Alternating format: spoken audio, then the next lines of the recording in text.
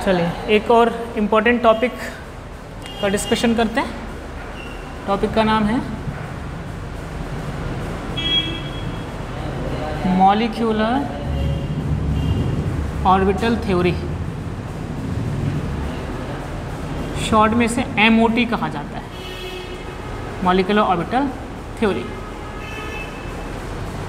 MOT। तो समझ important topic है, ठीक है। देखिए है क्या ये, साइंटिस्ट हुए हुंड और मुलिकिन। हुंड और मुलिकिन, इन्होंने कोवलेंट बॉन्ड के नेचर को, सहसंयोजक बंध की प्रकृति को एक्सप्लेन करने के लिए ये प्रिंसिपल दिया, ये सिद्धांत दिया जो मॉलिक्यूलर ऑर्बिटल थ्योरी कहलाया। आणविक कक्षक सिद्धांत भी इसके लिए हिंदी में कहा जाता है, मॉलिक्यूलर आणविक ऑर्बिटल कक्षक सिद्धांत। कोवलेंट बॉन्ड की नेचर को एक्सप्लेन करने के लिए कुछ पॉइंट दिए जो इसके मेन पॉइंट कहलाए। क्या कहा गया इन्होंने, कहा क्या इन लोगों ने, उन्होंने कहा जब भी कभी कोई मॉलिक्यूल बनता है, कोई मॉलिक्यूल बनता है तो मॉलिक्यूल बनने के लिए एटम एक दूसरे के क्लोज आते हैं, पास में आते हैं। तो उन्होंने कहा जब भी कभी एटम एक दूसरे के क्लोज आते हैं तब इनके एटॉमिक ऑर्बिटल्स आपस में मिक्स होते हैं या मिलते हैं या ओवरलैप करते हैं, जिसके कारण मॉलिक्यूलर ऑर्बिटल का निर्माण होते हैं। यानी परमाणु कक्षक मिलकर अणु कक्षकों का निर्माण करते हैं, एटॉमिक ऑर्बिटल मिलकर मॉलिक्यूलर ऑर्बिटल का निर्माण करते हैं। और जब ये एटॉमिक ऑर्बिटल मिलकर मॉलिक्यूलर ऑर्बिटल का फॉर्मेशन करते हैं तो वहाँ 3 तरह के ऑर्बिटल्स बन सकते हैं, 3 तरह के मॉलिक्यूलर ऑर्बिटल बन सकते हैं। कौन कौन से बन सकते हैं? पहला है बॉन्डिंग मॉलिक्यूलर ऑर्बिटल, दूसरा एंटी बॉन्डिंग मॉलिक्यूलर ऑर्बिटल और तीसरा है नॉन बॉन्डिंग मॉलिक्यूलर ऑर्बिटल। ठीक है, बंधित आणविक कक्षक, अनाबंधित आणविक कक्षक और ये इसको बोलेंगे अनाबंधित, ये बोलेंगे प्रतिबंधित आणविक कक्षक हिंदी में। तो अब देखो होता क्या, इसको क्यों कहा गया बॉन्डिंग, इसको क्यों एंटी बॉन्डिंग और इसको क्यों नॉन बॉन्डिंग कहा गया।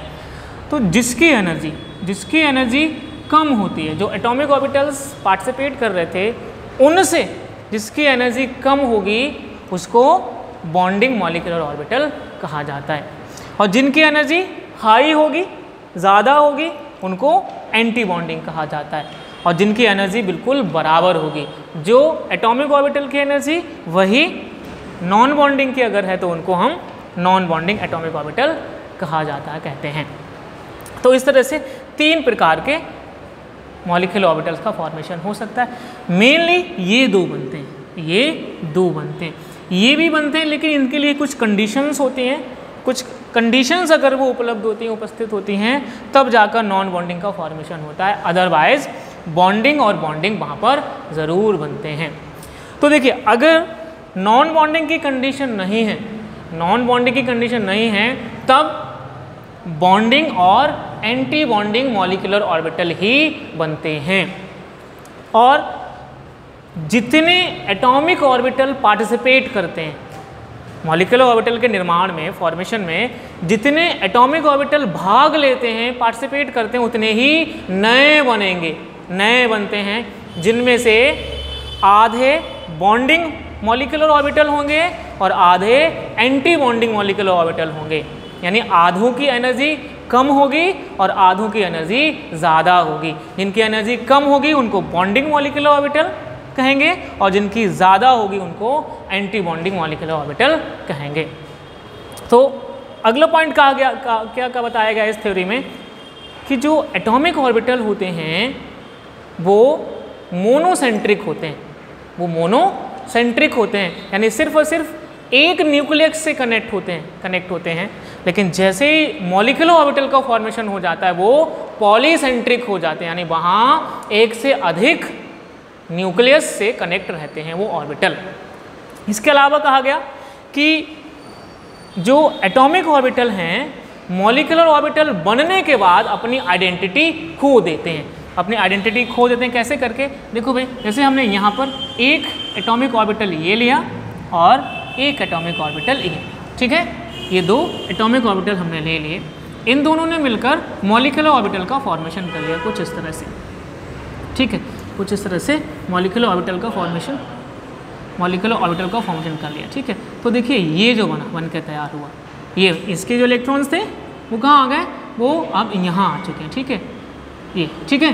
तो ये जो बना, देखो यहाँ इनका शेप कैसा है, राउंड शेप है, यहाँ देखो क्या राउंड शेप रहा ये, यानी इसका शेप ही बदल गया, यानी ये कुछ और दिख रहा है, यहाँ आकर कुछ और दिखने लगा। इसका मतलब इसने अपनी पहचान खो दी, यानी जो एटॉमिक ऑर्बिटल्स हैं मॉलिक्यूलर ऑर्बिटल बनाने के बाद अपनी आइडेंटिटी को लूज कर देते हैं, खो देते हैं, जैसे वो शुरुआत में होते हैं वैसे नहीं रहते हैं। फिर कहा गया कि जो मॉलिक्यूलर ऑर्बिटल बनते हैं उनमें इलेक्ट्रॉन्स जो भरे जाते हैं, इलेक्ट्रॉन्स की जो फिलिंग होती है, वही सारे नियम लागू होते हैं जो इनमें लागू होते हैं। कौन कौन से? हुन्स रूल, अफबाउ प्रिंसिपल, इन्हीं सभी नियम के आधार पर ही इनमें इलेक्ट्रॉन्स फिलअप किए जाते हैं। तो इस तरह से मॉलिक्यूलर ऑर्बिटल थ्योरी में इन पॉइंट्स के थ्रू हम बहुत सारे कंपाउंड्स की जो हमारे सिलेबस में है उनका हम molecular orbital energy level diagram बनाते हैं। अब देखिए नॉन बॉन्डिंग कब बनता है, ये तो हमने देख लिए कि भाई अगर नॉन बॉन्डिंग की कंडीशंस नहीं हैं तब कौन बनेगा, बॉन्डिंग और एंटी बॉन्डिंग ही बनेंगे।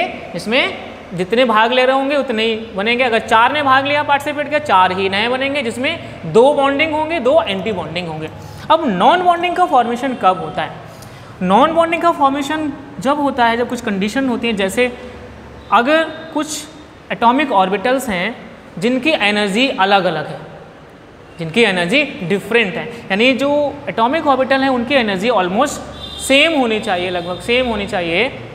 अगर ऑर्बिटल्स की एनर्जी डिफरेंट है तो उनमें ओवरलैपिंग नहीं होगी। अब ओवरलैपिंग नहीं होगी तो ना तो बॉन्डिंग बनेगा ना ही एंटी बॉन्डिंग बनेगा, तो कौन बन के तैयार होगा? नॉन बॉन्डिंग बन के तैयार हो जाएगा। दूसरी चीज, अगर एटॉमिक ऑर्बिटल्स की सिमेट्री सेम नहीं है, यानी उनका जो शेप है वो सेम नहीं है, तब भी नॉन बॉन्डिंग का फॉर्मेशन होगा। कहने का मतलब अगर कहीं पर एक एटॉमिक ऑर्बिटल का एस ले लिया हमने, वो कैसा होगा? राउंड शेप होगा। दूसरे का हमने क्या ले लिया? पी ले लिया, ठीक है, पी कैसा होगा? डम्बल शेप होगा। तो अगर इनको और इनको ओवरलैप कराएंगे तो प्रॉपर ओवरलैपिंग नहीं होगी, यानी इनके ओवरलैपिंग से जो बॉन्ड बनेगा, वो जो ऑर्बिटल बनेगा वो नॉन बॉन्डिंग बनेगा।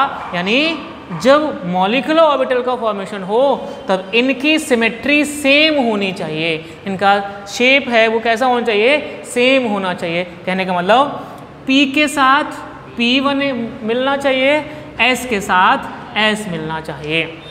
तो इस तरह से कि जो सिमेट्री सेम नहीं होगी, तो अगर सिमेट्री डिफरेंट है तो कौन बनेगा? नॉन बॉन्डिंग मॉलिक्यूलर ऑर्बिटल का फॉर्मेशन होता है।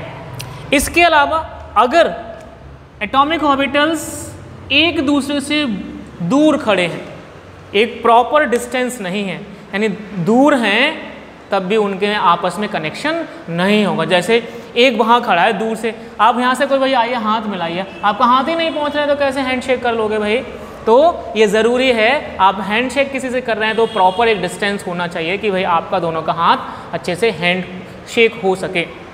तो अगर एटॉमिक ऑर्बिटल के बीच में डिस्टेंस है, डिस्टेंस नॉर्मल से ज़्यादा है, तब भी वहाँ आपस में कनेक्शन नहीं होंगे, ऑर्बिटल मिल नहीं पाएंगे, तब भी जाकर नॉन बॉन्डिंग का फॉर्मेशन होता है। तो इन कंडीशंस में नॉन बॉन्डिंग बनते हैं। वैसे हमारे जनरली बॉन्डिंग और एंटी बॉन्डिंग बनते हैं। फिर से बता दूं मैं, बॉन्डिंग की एनर्जी लो होती है और एंटी बॉन्डिंग की एनर्जी हाई होती है।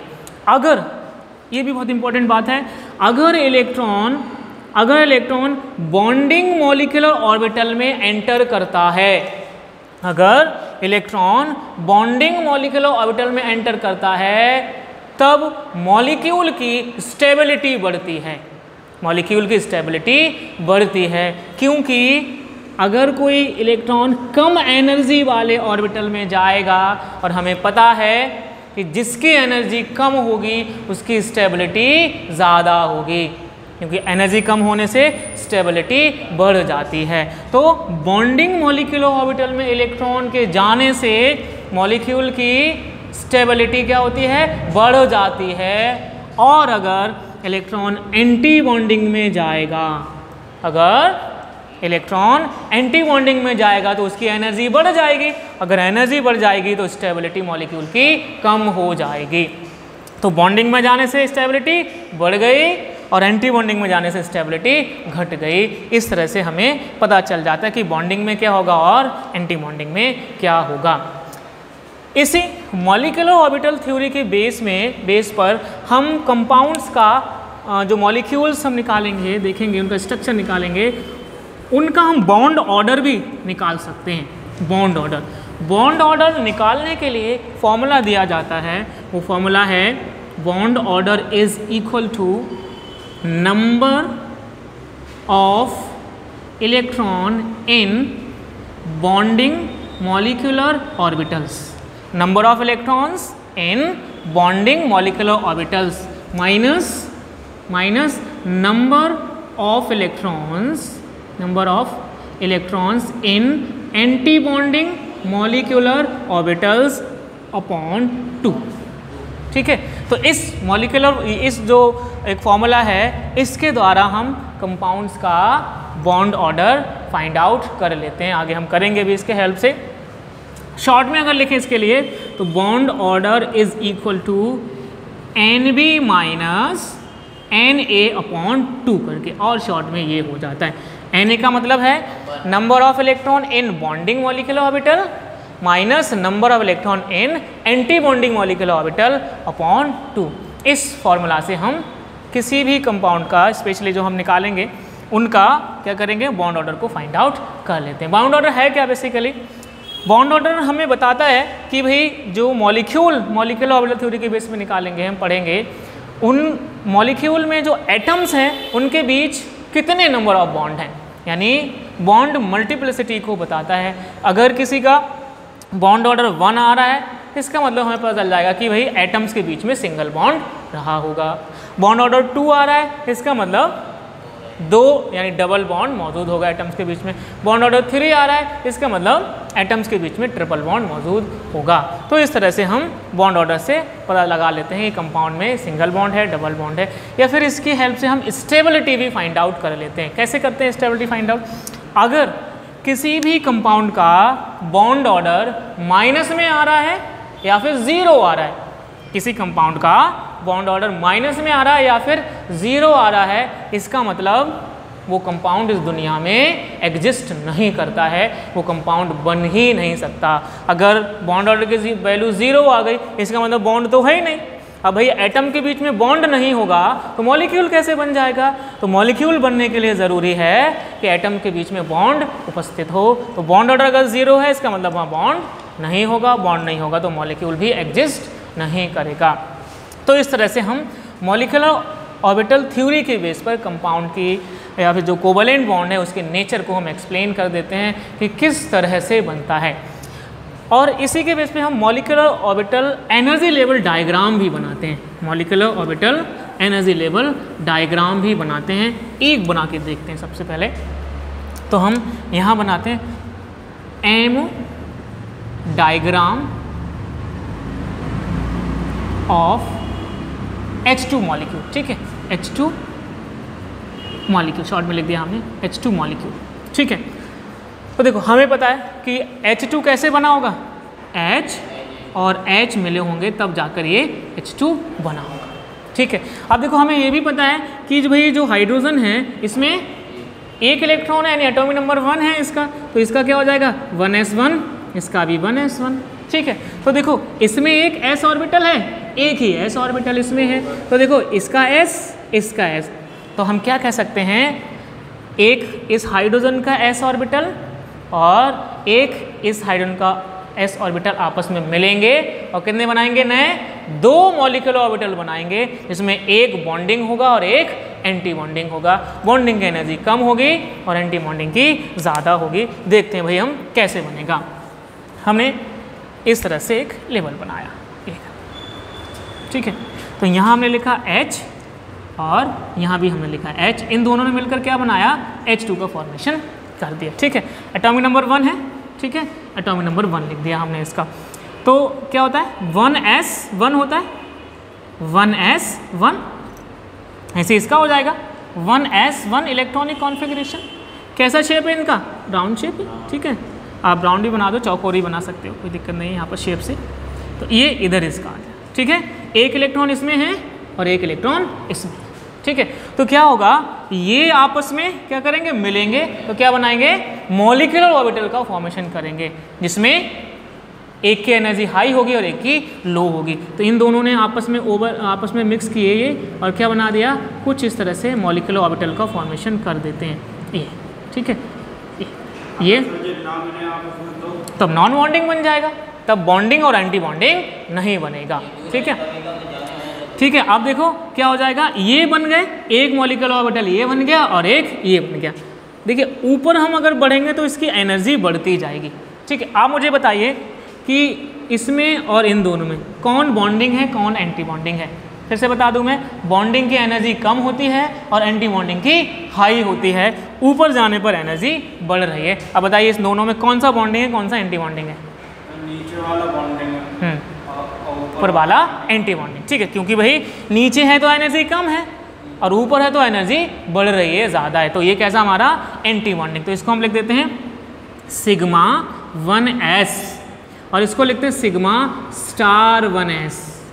स्टार हम एंटी बॉन्डिंग मॉलिक्यूलर ऑर्बिटल को लगाकर शो करते हैं, जितने भी एंटी बॉन्डिंग हैं उनको हम स्टार लगाकर डिनोट करते हैं या शो करते हैं, ठीक है भाई। ये हमारा एमओ डायग्राम बन के तैयार हो गया हाइड्रोजन का, राइट।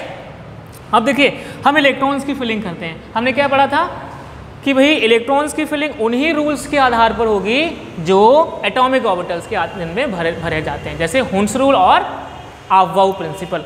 तो भाई क्या करेंगे, ये टोटल इलेक्ट्रॉन कितने हैं, 1 और 1 2 इलेक्ट्रॉन है, तो कहाँ जाएंगे, दोनों इलेक्ट्रॉन यहाँ जाएंगे, क्योंकि भाई अफबाउ प्रिंसिपल कहाँ क्या कहता है कि इलेक्ट्रॉन सबसे पहले वहाँ जाते हैं जिनकी एनर्जी सबसे कम होती है। इसकी एनर्जी हाई है, इसकी कम है, तो पहले इलेक्ट्रॉन यहाँ गए, ठीक है। अब देखो एक ऑर्बिटल में मैक्सिमम 2 इलेक्ट्रॉन आ सकते हैं ना, तो भाई दोनों इलेक्ट्रॉन यहाँ फिल हो गए आकर, क्लियर हो गया। तो ये H2 का एमओ डायग्राम बन के तैयार हो जाता है। अब देखो यहीं से हम बॉन्ड ऑर्डर कैसे निकालें। फॉर्मूला हमारा क्या था, bond order is equal to NB minus Na/2, यानी number of electron in bonding minus number of electron in anti bonding, ठीक है। तो बताइए बॉन्डिंग में कितने इलेक्ट्रॉन है, बताओ भाई, अस्तित्व 2 हैं, ये दिख रहे हैं बॉन्डिंग।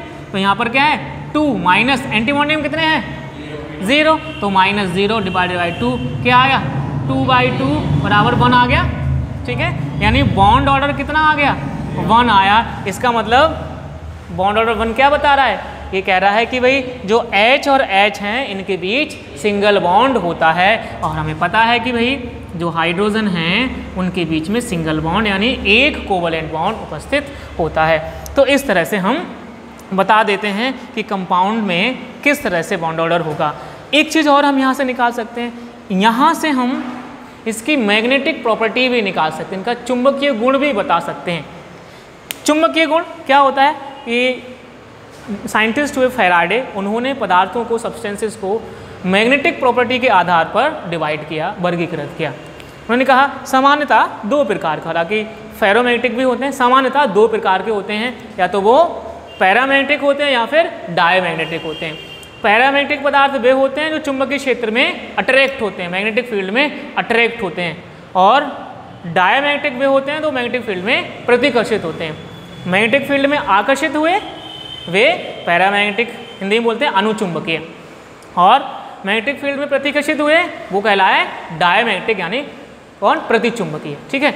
तो भाई अगर किसी भी कंपाउंड में एक भी अनपेयर्ड दिख जाए, एक भी अनपेयर्ड हो यानी सिंगल हो वो पैरामैग्नेटिक होगा, और अगर किसी में सारे के सारे पेयर्ड हैं तो वो कैसा होगा, डायामैग्नेटिक होगा, प्रतिचुंबकीय होगा।